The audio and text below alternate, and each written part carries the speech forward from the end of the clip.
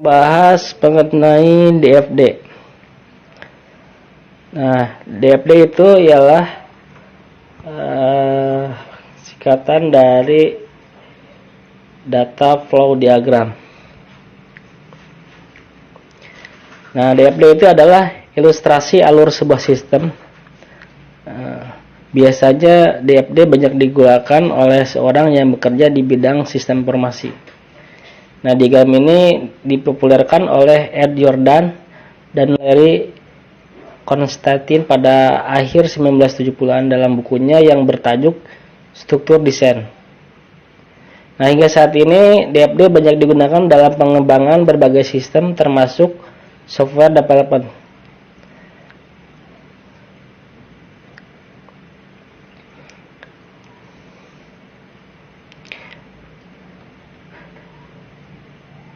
Nah, dikutip dari Lucicat, DFD itu adalah peta aliran informasi untuk setiap proses atau sistem.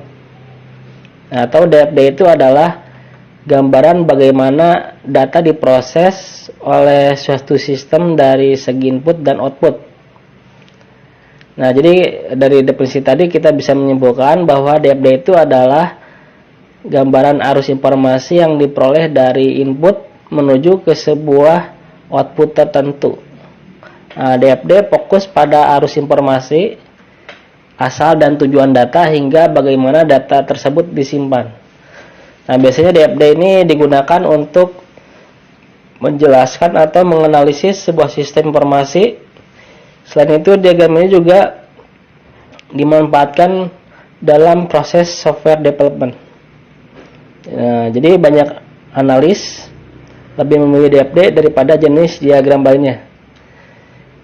Analis dapat menggunakan DFD untuk membuat gambaran sebuah sistem, kemudian memberikan pada programmer.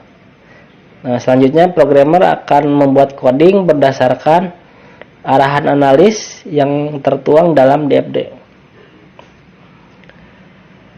Nah, banyak proses dalam suatu sistem yang sulit dijelaskan oleh kata-kata. Oleh karena itu, untuk menyederhanakan, kita bisa menggunakan DFD yang disusun secara visual. Nah, di sini ada beberapa simbol. Ada beberapa simbol yang digunakan dalam DFD. Nah, yaitu persegi panjang, di sini lingkaran, dan panah. Setiap simbol memiliki makna yang berbeda-beda dan akan diberi label untuk menjelaskan step-stepnya. Nah, kita juga bisa membuat DFD yang sederhana menggunakan tangan. Namun ada pula beberapa software khusus yang bisa digunakan untuk membuat DFD seperti EasyCast ya, Power Design 6 dan Unified Manual Language atau UML. Nah, jadi pada dasarnya ada 3 fungsi utama dari DFD, yaitu pengembangan sistem. Yang pertama, pengembangan sistem. Nah, fungsi utama dari DFD itu adalah sebagai pengembangan sistem. DFD dapat kita gunakan untuk menggambarkan sistem sebagai suatu jaringan yang fungsional. Nah, di dalam jaringan tersebut ada beberapa komponen yang harus dihubungkan satu sama lain menggunakan alur data. Nah, dengan begitu kita bisa memahami setiap alur yang ada dalam sistem tersebut. Nah, kemudian fungsi yang kedua, pembuatan model. Nah, selain menggambarkan sistem, DFD juga dapat kita gunakan untuk membuat sebuah model yang baru. Nah, kita bisa menekankan fungsi sistem-sistem tertentu untuk melihat bagian yang lebih detail dari DFD. Nah, dengan begitu kita bisa melihat beberapa bagian penting untuk acuan merancang sebuah model. Nah, kemudian yang ketiga, fungsi utamanya penyampaian rancangan sistem. Nah, fungsi DFD yang ketiga itu adalah penyampaian rancangan sistem kepada pihak lain. Misalkan DFD dapat menggambarkan alur data secara lebih mudah melalui pendekatan visual. Nah, oleh karena itu kita menggambarkan rancangan menggunakan DFD dan menyampaikan kepada programmer, pembuat sistem gitu, klien dan siapapun yang perlu mengetahuinya.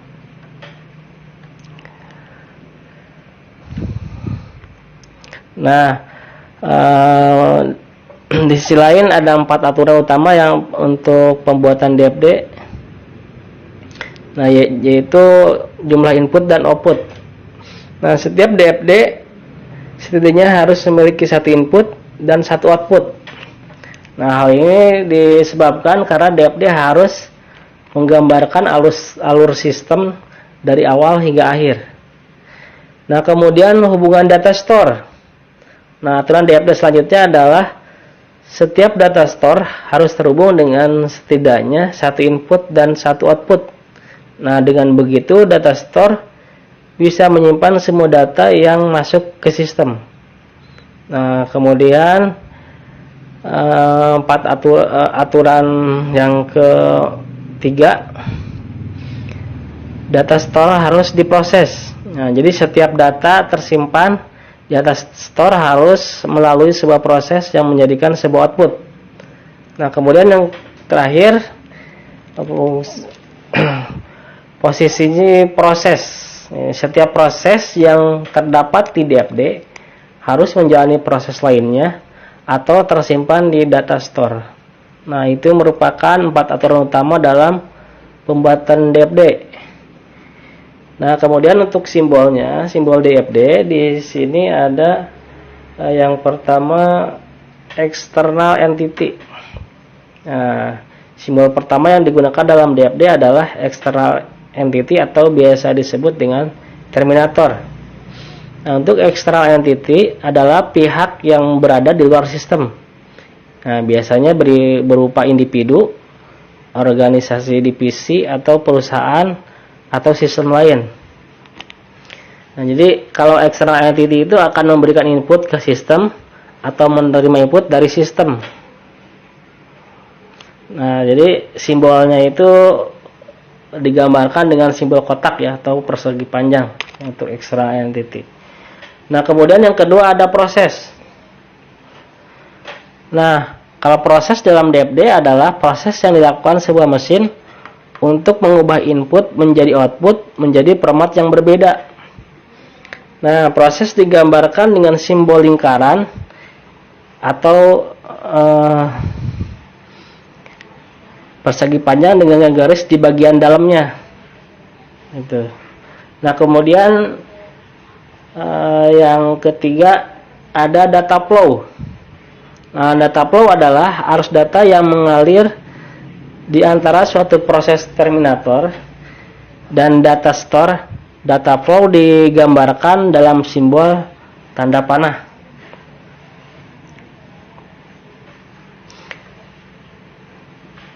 Nah, kemudian yang keempat ada data store.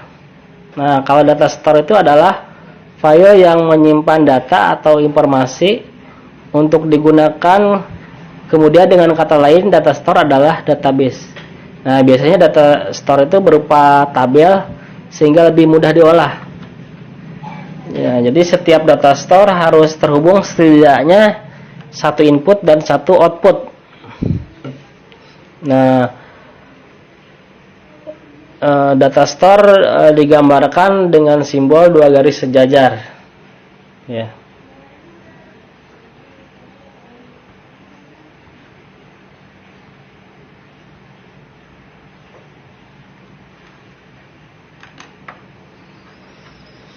Nah, aturan main dari DFD. Ya. Nah, jadi aturan umum dalam pembuatan data flow diagram.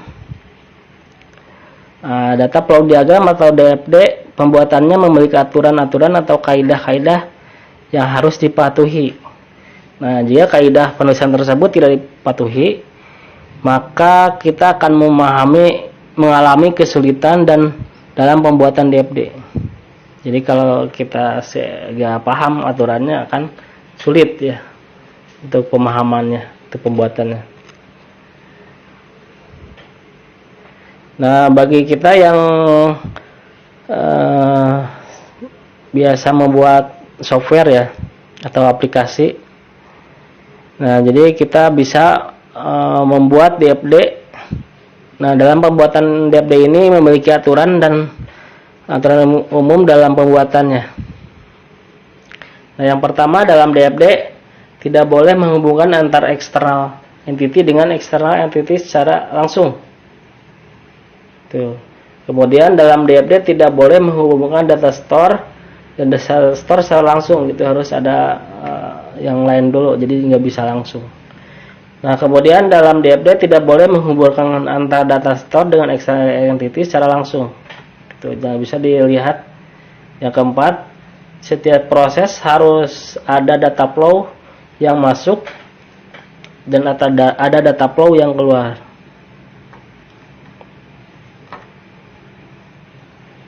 Nah, jadi bisa dilihat kalau dalam bentuk simbol. Nah, jadi yang salah seperti apa, jadi langsung ya, external entity ke external entity gitu. Data flow ke data flow gitu. Jadi bisa terlihat di sini bagannya.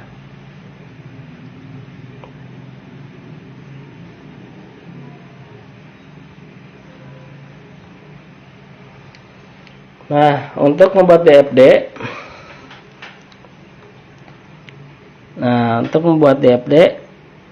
jadi kita harus top down analis. Nah, jadi menganalisis dari atas ke bawah gitu. Nah, kemudian kita harus menjabarkan proses sedetil mungkin. Ya, jadi prosesnya itu harus dijelaskan supaya orang bisa memahami. Nah, kemudian pelihara konsistensi entity, proses, data, dan data store yang terjadi dalam flow diagram. Nah, jadi harus konsisten di dalam penamaan gitu ya, di dalam membuat sebuah entity gitu ya. Jadi jangan berubah-ubah. Misalnya gini, dalam bahasa juga misalkan ada analisis, ada analisa. Nah, kalau kita misalkan menggunakan dari awal analisa, ya berarti sampai selesai harus analisa. Nah, itu namanya konsisten. Nah, kalau kita menggunakan analisis, nah berarti dari awal sampai akhir berarti harus analisisnya, itu berarti konsisten. Nah, kemudian berikan label yang bermakna untuk setiap simbol. Nah, jadi label atau diberikan nama label itu yang bermakna, jadi biar mudah dimengerti dan dipahami gitu ya. Nah, sampai di sini pertemuan hari ini, mudah-mudahan bisa dipahami. Sekian, assalamualaikum.